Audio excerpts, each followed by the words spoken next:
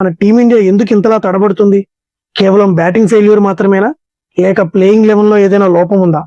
Left hander సంఖ్య పెరగడం మనకు ప్లస్ అవుతుందా లేక మైనస్ అవుతుందా? ఈ వీడియోలో డీటెయిల్ గా చూద్దాం. ఈ వీడియోని చివరి వరకు చూడండి. సౌత్ ఆఫ్రికా మ్యాచ్ లో టీమిండియా ఓటమికి అసలు కారణం ఇదేనా? టీమిండియా ఓటమిని గమనిస్తే ఒక విషయం క్లియర్ గా అర్థమవుతుంది. మన టాప్ ఆర్డర్ లో లెఫ్ట్ హ్యాండ్ బ్యాటర్స్ ఎక్కువగా ఉండటం ఆపోజిట్ టీం కి వరంగా మారుతుంది. వాళ్ళు పక్కా స్ట్రాటజీతో మనల్ని ఇబ్బంది పెడుతున్నారు. అందుకే ఇప్పుడు టీంలో కొన్ని కీలక మార్పులు చేయాల్సిన అవసరం ఉంది. ఓపెనింగ్ లో సంజు మరియు అభిషేక్ జోడీ ఉండాలి. ఒక రైట్ హ్యాండర్ మరియు ఒక లెఫ్ట్ హ్యాండర్ కాంబినేషన్ ఉంటే ఆపోజిట్ బౌలర్స్ కు లైన్ అండ్ లెంత్ సెట్ చేసుకోవడంలో కష్టమవుతుంది. ముఖ్యంగా సంజు తన ఎక్స్పీరియన్స్ తో పవర్ ప్లే ని బాగా యూజ్ చేసుకోగలడు. వన్ డౌన్ లో ఇషాన్ కిషన్ లాంటి అగ్రెసివ్ ప్లేయర్ ఉండాలి. తను ఇన్నింగ్స్ ని వేగంగా ముందుకు తీసుకువెళ్లగలడు. అలాగే టూ డౌన్ లో తిలక్ వర్మ ఉండాలి. మిడిల్ ఆర్డర్ లో వర్మ ఉండటం వల్ల ఇన్నింగ్స్ కి ఒక స్టెబిలిటీ వస్తుంది. తను సిచ్యువేషన్ తగ్గట్టుగా గేరు మార్చగలడు.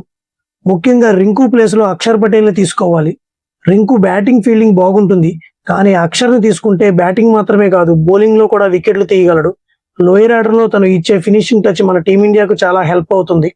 ఎప్పుడైతే మనం ఇలాంటి right and left combination maintain చేస్తామో అప్పుడు ఆపోజిట్ కెప్టెన్ కి ఫీల్డ్ సెట్ చేసుకోవటం మరియు బౌలర్లు మార్చడం తలనొప్పిగా మారుతుంది. సౌత్ ఆఫ్రికా మ్యాచ్ లో వాళ్ళు అవుట్ సైడ్ ఆఫ్ బంతులతో మనల్ని ట్రాప్ చేశారు.